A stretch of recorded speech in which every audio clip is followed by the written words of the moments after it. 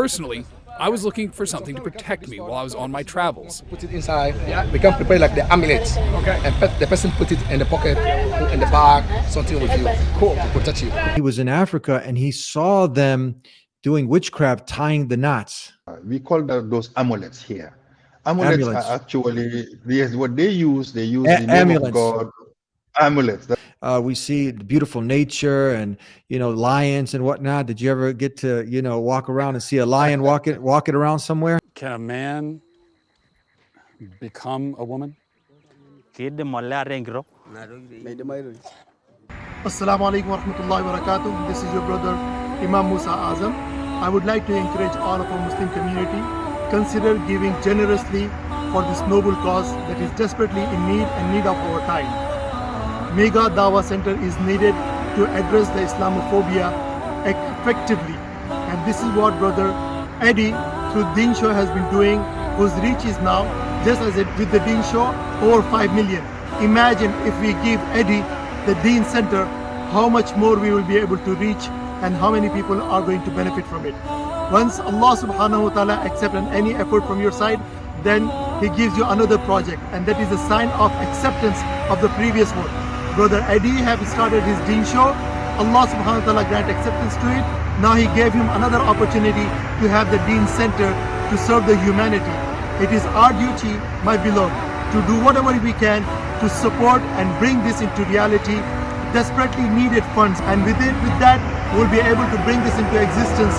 35,000 square foot building will come into existence as a mega Dawa center here in America that will serve millions for generations to come.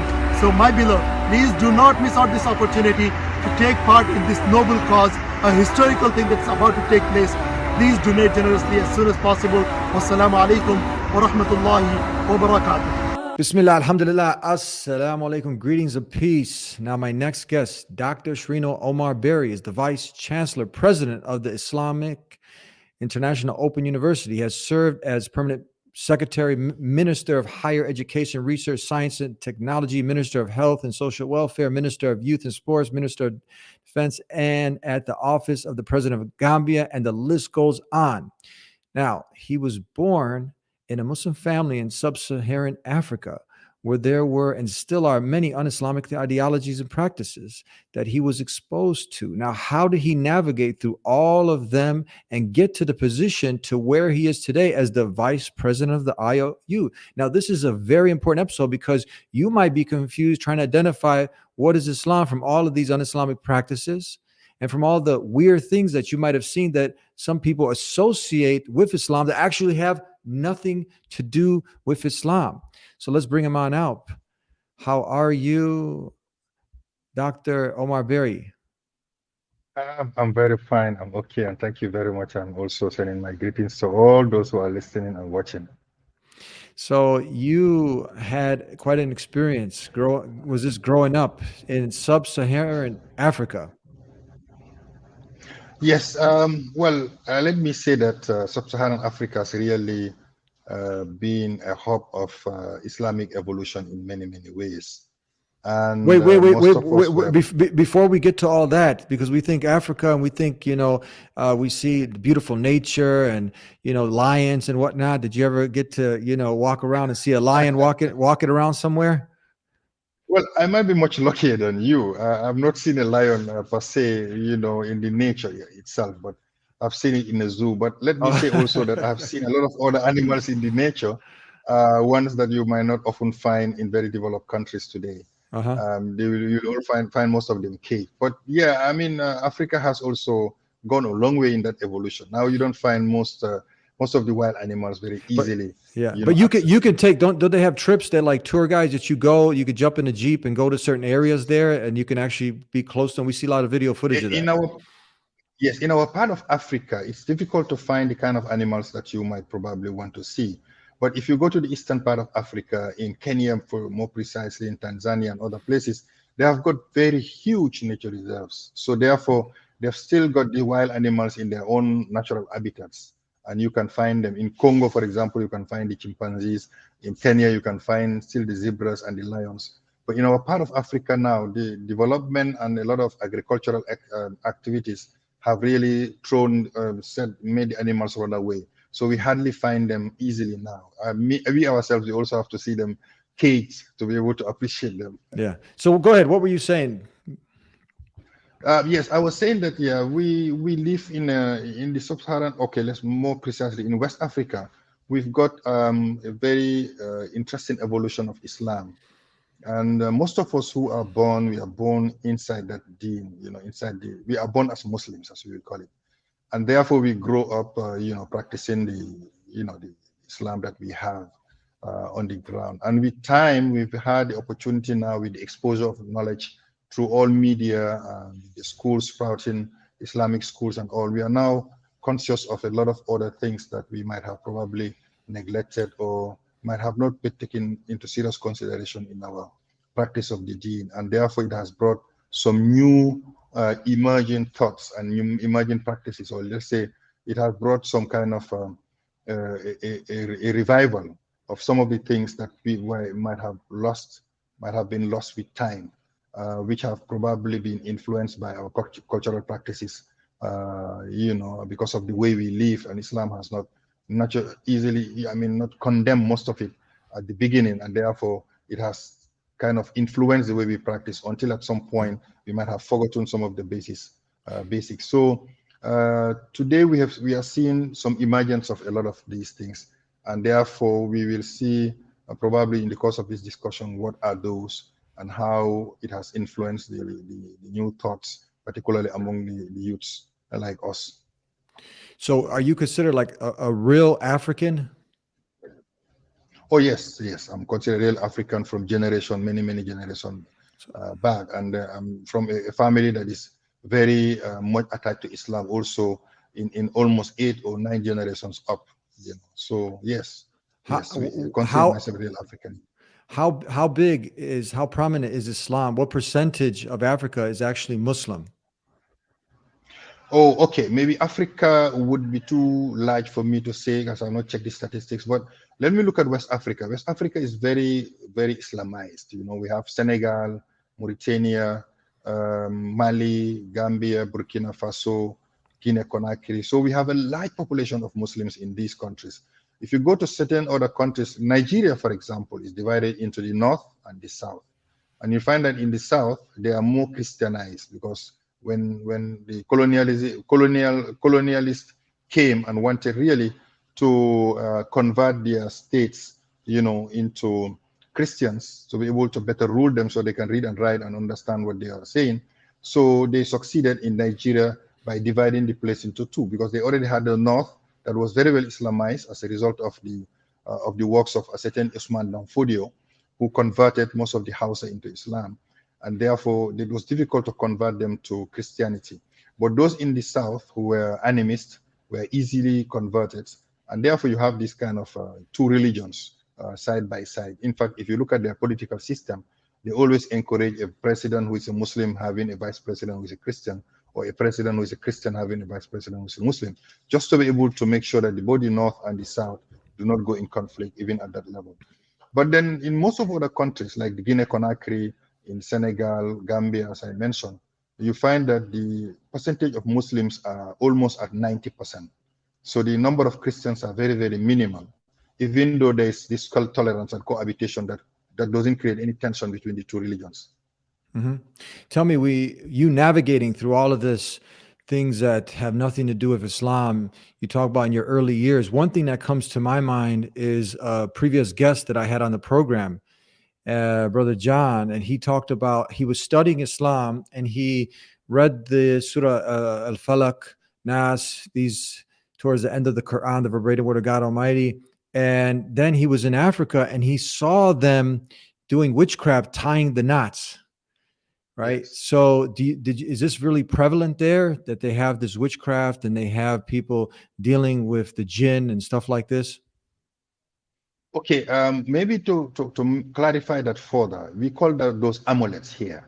Amulets are actually, yes, what they use the name of God. Amulets, that's right. Yeah. They use the name of God and then they write it in kind of very strange boxes. You have this, in Europe, you have this kind of a box where you have the nine squares in which you have 5 in the middle, and say if you add it diagonally, you get the same amount. If you add it horizontally and vertically, that kind of string kind of numerical. So they believe, some of them have really studied this kind of mystic ways of translating the name of God into that kind of into this kind of letters. So what they do is they create a whole, in an A4 paper, for example, they will write very strange figures on them, and then they will now tie this up into a kind of a skin, and even the skin of a goat, for example, that has been dried and then scraped until all the hair is off, and then they will tie it in that kind of a skin, and then they will have it now properly sewn, also with skin, not with thread. And then once it is done, then they will put a hole across it, and then they will tie a band around it. It could either be put around your waist, or around your arm, or around your neck, or even on your head sometimes, if some people want to expose it. And they would make you believe it has some magical elements in it. It can, for example, protect you from a bullet getting through your body. If somebody shoots at you, it will not get in. Some people will make you believe that if you wear it, you can even disappear. You will not be seen by mortal eyes.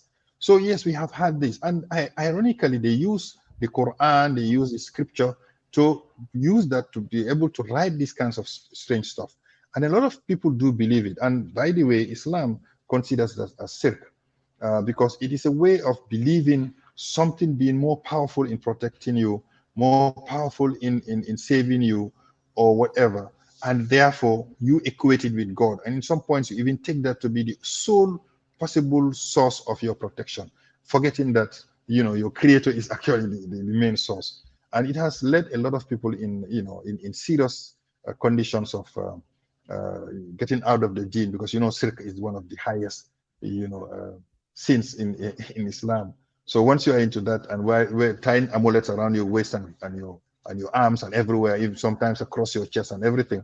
So basically, you feel that without those, you are no more part of, you are not protected, you are not safe.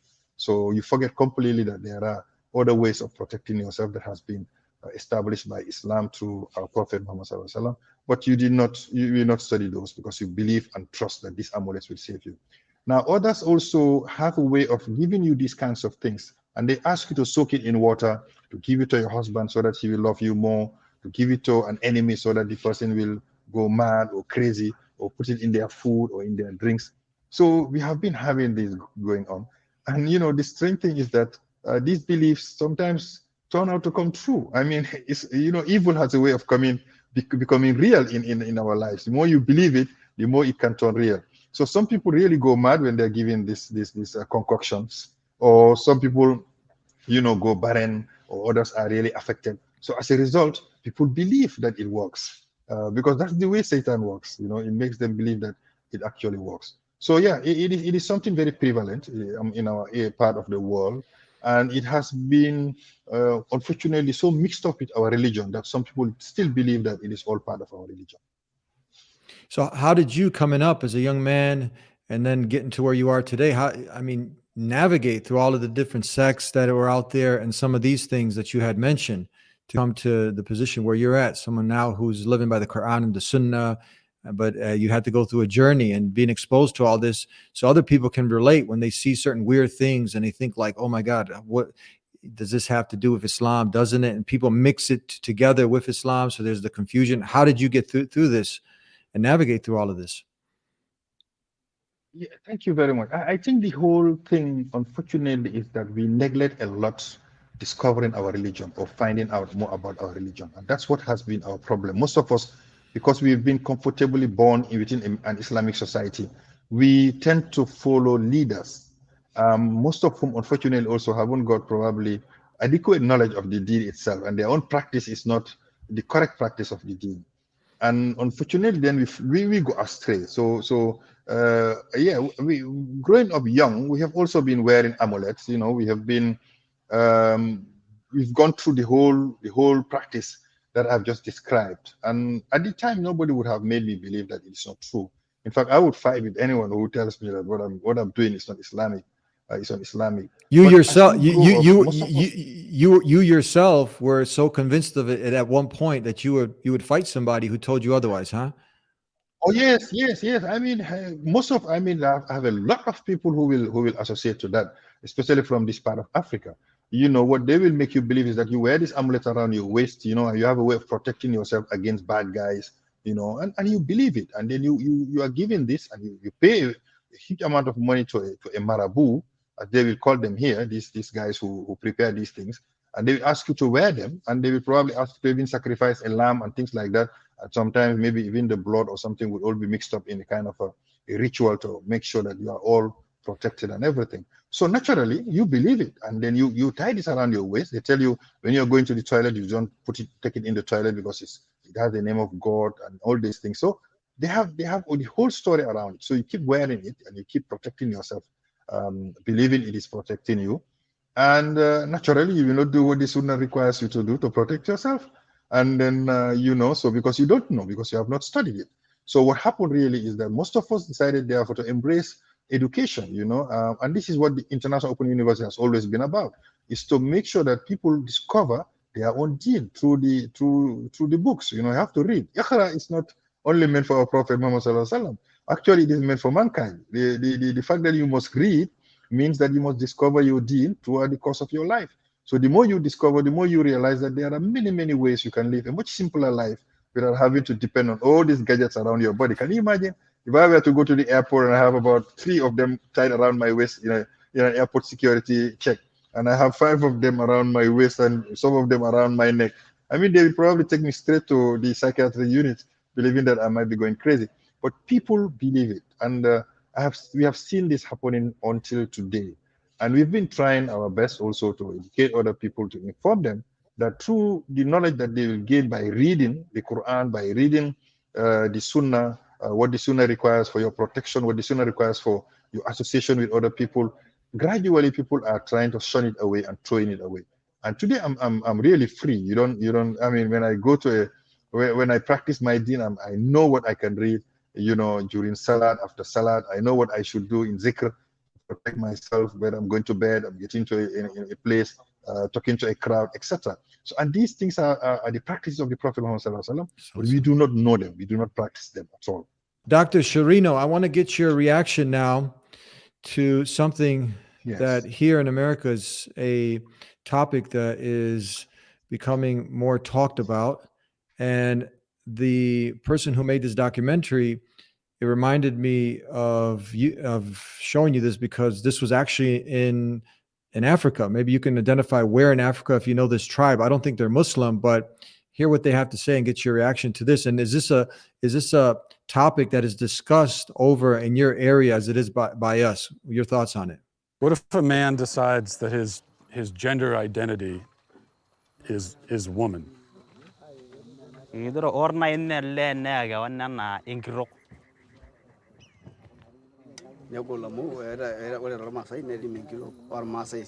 woman has its own duty, and a man has its own duty, and a lady cannot do the duty of a man, and a man cannot do a duty of a woman. Can a man become a woman? No. No? No. What about a transgender? Transgender?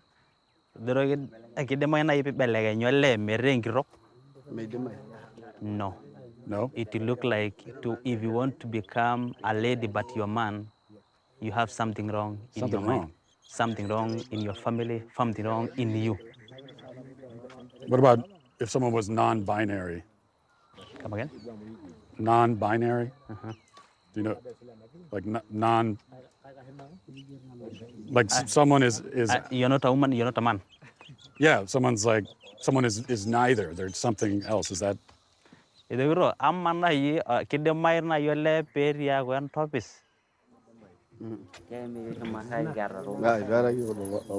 He's saying we have never seen things like those. For a man, he has a penis. For a woman, he has a vagina.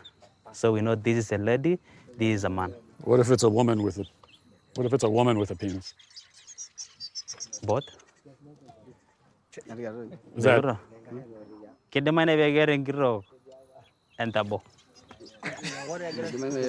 People are laughing. Is that a dumb question? Did you understand the language they were speaking? Actually, I do not, but I know they are the Maasai from Kenya. I've been to Kenya myself, so I know them to be the Maasai. These are basically people who live in isolation in the wilderness. They mostly take care of cattle, uh, mostly cattle, and in fact, these Maasai are much shorter than the normal Maasai. They can be taller than this. So they live between the Swazi, where we call Eswatini today, Kenya, around that end, around that area. Your thoughts to what the conversation was about? Are they having this kind of conversation in Africa like they are having over here? Trying to distinguish who's a man, It who's is a woman? it's a conversation that is not very easily openly discussed, because people don't feel that that kind of a question, that kind of an issue is really a big subject to discuss. For two reasons, probably. On one, it is discomforting to talk about people's privacy. They believe that when you're talking about people's private life or private sex, it's a kind of a privacy. The other thing is that it can be very shocking when you bring up issues that people are not used to hear, and they are more used to seeing it over the TV, in movies, or maybe had it spoken about in the West. The issue of, for example, a man transforming himself into a woman doesn't even occur within the communities here. We've seen men who have been behaving very womanly, to make it to just bluntly say it very nicely, but they have always been seen to be people with problems. They have never been seen to be homosexuals, for example. So they are seen in the society as people who have some psychological issues, and therefore they are treated as such, as people who are not correct. And then in fact, in some cases, like in cultural dances, some certain cultural practices, you have men wearing women's clothes and women wearing men's clothes, but they do that just a way of teasing the other sex. It's a way of mockery to the opposite sex. So it's not done as a way of life. It's done on a particular event, just to say that the woman saying to the man, you see, I can wear your clothes and look like you. And the man said, yes, I can also wear your clothes and look like you. So it is more fun than really a way of life. So if you look at the questions they have been asking, if you look at the guys to answer, they're a little bit uneasy. It's not that they're laughing because it looks stupid, but they are not comfortable discussing these topics openly. They might speak about it amongst themselves in privacy and all that, but openly like that, especially with strangers, is very, very difficult. And it's the same around this end too. So it's not a topic openly discussed, really. Yeah, so you can imagine adults feeling uncomfortable to talk about this, but now they're pushing on this. They're pushing this in the school system on 3-4-year-olds. Yes, that's what's going on. Yes. So this opens us up in the last few minutes that we have to talk more about why education is so important. And this is where you're the vice president of the institution, IOU. So talk to us about the importance, because like we started navigating through all the confusion, if you got the proper education, it's going to help you not to fall into, hopefully, God willing, these traps by Shaitan. Yes, indeed. And I'm happy that you mentioned it, because myself as an education consultant, in fact, I have had the opportunity to sweep around some of the curricula that we have been subjected to recommend in the schools, including the exposure that most of our children have through the social media, through the new TVs, because now with television, you have a lot of movies and series that are coming out, and it kind of attract a lot of,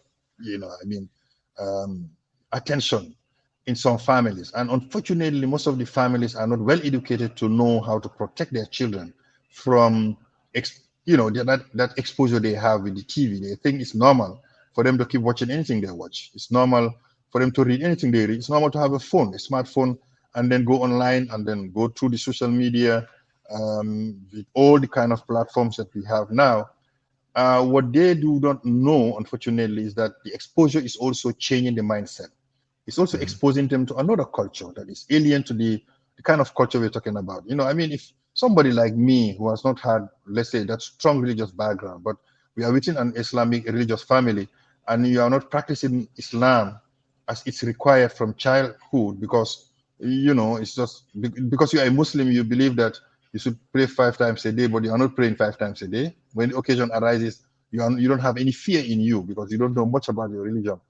Now, if you are exposed to that kind of thing, then you can easily be influenced naturally, and then then you find that kind of culture coming now, creeping into your society, eventually, molding your society into a different way. And that fear, I think, should be in every parent. It should be in every policymaker in the area of education. Very recently, there has been a lot of structural adjustments happening in our countries. Unfortunately, it's not enough. The International Open University that I heard, for example, we've been reaching out across the whole continent. What we are doing, we have appealed to donors to help support the children who might probably not afford it, and provide what we call the education, which is an Islamized form of education. It brings the virtues of Islam, not only teaches us the values that we need to nurture as Muslims, but it also helps through the books that we have and through the education system that we provide to even Islamize some of the subjects. Like if you are doing biology now, if you are doing chemistry, if you are doing physics, you can do chemistry, biology, and physics. But you don't have to do it in the same curricula that is being exposed to the West.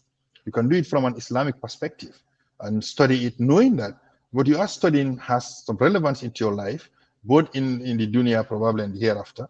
It has a relevance of ensuring that you have a passion for science and a passion for arts and a passion for anything, but knowing also what is the rulings of Islam in all that you study. And also bringing some other Islamic knowledge, like Islamic psychology brings you a different concept or perception of what psychology is all about. Instead of having to write psychology from the Western perspective, because the Western perspective, as you know, just to give an example, understands psychology from the mind, while the Islamic perspective can understand psychology from the soul, because the soul is not understood by the Western concept of psychology. They don't see the soul, they only see the mind. So it's a physical, palpable thing that they use to study psychology, while the Islam uses all that Islamic requirements, in order for you to understand Islamic psychology. So yes, we have an Islamic perception of our education system, and we are trying to encourage some of the governments to also embrace that, because if you have a large community of Muslims, and what they are doing now, they just have a curriculum that is being dropped from the West and imposed on your people. And naturally, then they will be exposed to a lot of other practices that are alien to your deen. And if you are not careful, it becomes something normal for you to do. It's something normal for you to believe. And when you don't believe it, they make you believe that if you don't believe it, then you are not cultured. You are not wise. You cannot live within that kind of society. If they can easily make you believe that homosexuality is a right, naturally, then if you are not strong in your deen, if you don't understand what is the basis of your belief, you believe that homosexuality is a right, and naturally you will carry it along as a kind of a culture. So yes, there's a lot to do, unfortunately, around this end. So it's a kind of a battle between those who are providing our support for our education system, and therefore, what as they call it, who are pulling the strings. They said if the one who feeds you will make you dance to the music, to the tune, right? So naturally, if we do not review our own education system ourselves, if we do not do a kind of a complete overhaul of the type of education we give for our children, naturally what we do is we give them the education that we are forced to give them because of the support we receive, and then we expose them therefore to the kind of cultures that we know our religion do not accept, we know our cultures do not accept, and we know it's not our way of life, and then we will lose eventually in the run. So this is why International Open University stands firm to ensure that the kind of education we provide is the Islamized concept of learning, and hoping that people who come through our system and then believe in what we do will also come out as skillful people who will understand how life is across all subjects, but at the same time understand it from the Islamic perspective, inshallah. So now, for people who are serious about their deen, they want to get well grounded in the deen, they want tools to be able to navigate through all of the confusion and all of the things that are out there, that can take them away from the deen. They are ready. They have some questions. They can go and learn more at the website. Also, one question that might come to mind: is this accredited? Is the IOU accredited? Yes. Yes, the International Open University is accredited by the National Accreditation and Quality Assurance Authority of the Gambia. We also have accreditation in Malawi with the National Council for Higher Education in Malawi.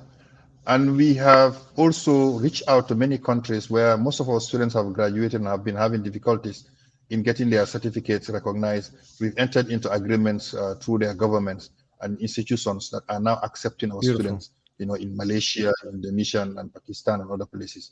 So yes, the IOU is reaching out everywhere. We have in the States a lot of students. I know it's not very easy, for example, in the States to get the accreditation that is required, but we have a lot of our students who have had the opportunity to study with us, and most of them probably are doing it just for the love of knowing more about their dean. But those who are doing some of our professional programs have also succeeded on very rare occasions to also have universities that accept them. Because accreditation in the Gambia means a lot too, because in Gambia, the accreditation process is very stiff, and it also follows the same norms and standards and guidelines that are recommended internationally. So it is not new that if you're accredited in the Gambia, then you cannot have the access in other places. Just that when you're a private institution now, there are a lot more rigor that you have to go through to be able to have the recognition all over. Because we are virtual, except for the headquarters that we have in the Gambia and the few campuses that we have built in some areas of Africa. Because we are entirely virtual, it is also one challenge we have. Before the COVID-19, many people will not believe that online education is a possibility. They would think that there is still a lot of gaps in ensuring quality and standard in that kind of education. Yeah. They have now been proven wrong. COVID has come to prove them wrong, that there is a way of ensuring you can get a full course online and yet still maintain the same standards, in both the content knowledge and the delivery method. So we are trying to encourage also other governments. We've reached out to Rwanda. Some universities have invited us to support them in the online education. A lot of other universities are interested to test with us. I'm just from Nigeria last week, and we've talked to the accreditation body there. They're interested. They have not yet embraced a full online education yet. They are still on open and distance learning and e-learning. But we're going to get there. We're going to get there. And I'm hoping that very soon, a lot of other people who are probably deprived of education, deprived of opportunities, would have university education without having to travel distances and at a very affordable cost.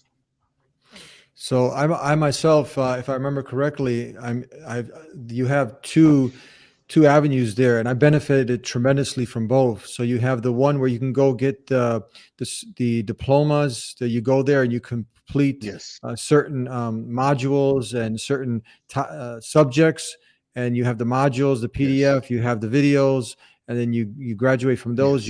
I've taken many of those. I've benefited myself tremendously. Then you have the other one. You have the other one where you're going for your BA. Then you get the credit hours. Get those. I've also taken many of those. I was doing that for many years. So I've also myself, alhamdulillah, benefited tremendously. So if somebody's ready to get started and get out of the confusion and get serious with their deen, get well grounded in the deen, tell them where they can go. International Open University, if you get to the website www.iou.edu.gm, you will find a lot of information on that website about how you can join us. And I'm happy you mentioned that. I'm happy you mentioned it because we have also what we call free diplomas. Now we probably, because of the nature of the free course, a lot of people probably will not be committed, but we have a token fee of $10, for example, sometimes, or $20 for you to do a course, for example, on fiqh, to understand some of the basics of your deen. And as you have rightly said, the platforms are very interactive. You have a video that would allow you, you can download it. You can even have it on your mobile phone. You can be driving from your home to your workplace, and you can look through it on the phone while you are in the bus. Instead of having to waste your time watching across the window, you'll be having something to occupy yourself before you reach your destination. If you are in the tram, or as they say in the US, if you are in the metro, in the underground train going to home, you might have to spend about half an hour, 45 minutes. Why not use that also? Exactly. Make sure you have it downloaded in case internet is difficult. So you can follow our courses, and they are very, very convenient and easily adaptable to all the systems. You can even have it as an audio only, because we have the audio version also on the platform. And then you can download the course if you wish to per module. You don't have to download the whole book. You download your module only, could be about 4 or 5 pages that you can carry in your pocket. And anytime you want to make reference to it, you bring it out and do reference to it, and then read it through and all that. So we are very flexible. The flexibility is really there when it comes to learning. For those people, particularly in the developed countries, very, very easy. And then we have the diploma, we have the certificate and the diploma and the bachelor programs, and even the post graduate programs are on now. We have already developed master's programs in all the other areas: Islamic studies, Arabic, banking and finance, Islamic banking and finance, business administration, IT. So we are bringing all of them up now, and the master's programs are just about 2 years and flexible too. You don't have to even pay the full year. If you want, you can pay per semester. It's just an enrollment. It's not even a tuition. You enroll yourself with a very minimal fee. If you are in the US, for example, with about $300 or $350 now, you can have a full 4-month course, something you'll hardly find in any university. In a year, you pay less than $1,000, and you have a full year program, a certificate program. And I have to tell you this, and I'm proud to say this. We've done an assessment, and it's even done by an American research institute, that all those who are studying online, because of the nature of the platform, because of the nature of the delivery, mode of delivery, you have the advantage of retaining more of that knowledge than if you were to go in the conventional brick and mortar 4-corner classroom. Because the 4-corner classroom has a lot of other, what we call distractions. And basically, when the lecture happens, that's the end of it. But for you, the lecture is available multiple times in a video format, in an audio format. You can read and listen and listen. You can have your book, follow the lecture. You can do your assignments. You review the lecture. You go again and do your assignment. Something you cannot get from a lecturer. A lecturer will give you a magistral course, and you take your notes. You have your book, and that's the end of it. So it means that the retention percentage is much higher when you do an online course. So the IO is proud to say that the platform we have built so far has been proven to be of high quality, very interactive, very and it's not, you don't even have to need high IT knowledge of it. Just basic IT, how to log into your program, get directly to your platform, and then you can get access to your program, to your courses, and that's the end of it. And the advantage also is that you do every module, and after every module or every 2 modules, you have the opportunity to do a test. And once you do that assignment, if you pass it, you get the pass mark, let's say 50% or 60%, then it opens up your second 2 modules and you do them. So it allows you also to force you to keep revising those 2 modules until you are sure you understand them well before you can do the assignment. And once you do the assignment or the online test, you get the minimum mark, then the other ones will automatically unlock themselves and then allow you now to do the next one. So it has a very interesting method that I'm sure anybody who practices once or twice, you'll find it very, very easy. You just have to manage yourself. Time management is important in this case. And also, make sure that you spend more time on your learning than wasting your time on TVs and doing other things that might not fit to you. Exactly. So IOU is an institution really where you can even study from there and study in another university. Some people have been doing it in the Gambia. They register with us, then register with the National University, and they excel. We were surprised that they excel. They just had to manage their time well, and they were able to study in both universities and came out, with flying colors. Dr. Cherno, Omar Berry, thank you very much for spending some time with us here on The Dean Show. Thank you, my respected brother, and thank you so much for this great opportunity. And I hope that what we have said here will be of benefit to our listeners and those who are viewing us too. Inshallah. May Allah bless you. Jazakallah khair. Assalamu alaikum wa rahmatullahi wa barakatuh. Wa alaikum salam wa rahmatullahi wa barakatuh. Subhanakallah wa bihamdika ashhadu an la ilaha illa anta. Assalamu alaikum wa rahmatullahi wa barakatuh. Wa alaikum assalam wa rahmatullahi. And I want to thank you guys for tuning in. So if you want to get serious about your deen, this is a great resource. I've actually benefited from myself, the IOU. Go ahead and get started today because there are many distractions. As he said, you could be on the train, you could be on the plane, you could be working out. You can put those headphones on instead of listening to music and a lot of the other toxic stuff that's out there. You could be getting educated, and then you can go ahead and decipher what's the deen and what's not the deen, just like he did. So go ahead and get started with the IOU. I really highly recommend it, and continue to tune in to the Dean Show. And if you wanted to update with the Dean Center, we're halfway there, completing this project. So you can go ahead and get involved. And we'll see you next time. Until then, subscribe if you haven't already, and we'll see you here on The Deen Show. Until then, peace be with you. Assalamu alaikum. I cannot leave without giving you a gift. If you're not yet Muslim and you're tuning in to see what these Muslims are talking about, and you like a free copy of the Quran, go ahead and visit TheDeenShow.com. We'll take care of the postage and everything and get it delivered to you. And if you still have some questions about Islam, call us at 1-800-662-4752. We'll see you next time. Until then, peace be with you. Assalamu alaikum. The pastor chose, rather than having the church tore down totally, they actually, wanted it to continue as a house of worship. So people have this opportunity to go ahead and make this a reality.